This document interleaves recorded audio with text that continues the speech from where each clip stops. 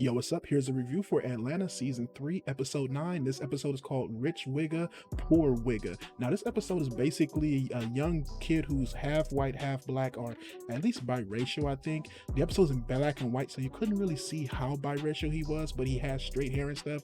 It's him going through a problem where his dad doesn't have the money, nor isn't really willing to take out a loan for him to find a way to get into a college that he wants to go with his girlfriend.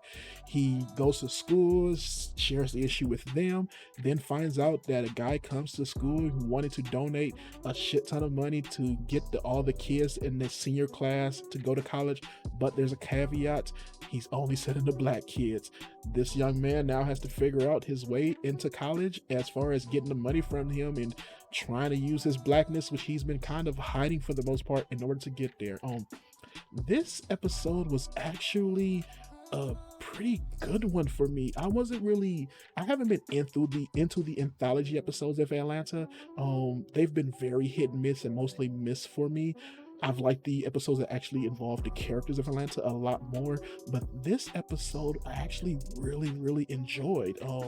The young man whose character name was Aaron, but is Tyreek Weathers, I think his name is. He was actually really good in this episode, and I really enjoyed how he played both sides, to where you can tell that he's a kid with some African Americanness in him, but he's mostly white here. He's playing as a kid who probably grew up with a family that's black, but he's pushing more of his white side. And the episode basically pushes out the idea of, honor kind of both sides of who you are, and don't really try to push back one side.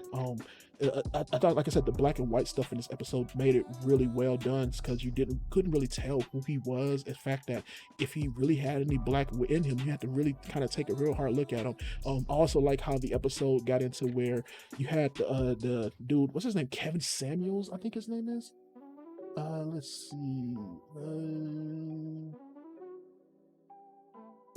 Yeah, Kevin Samuels, who just passed away recently. I really enjoyed his character as well here, as this guy who's made money in the past, and he's coming in to help his old high school out, but only help the black kids out. And then you had George Wallace with him as well, as kind of his, I think he was his daddy or his mentor or something like that.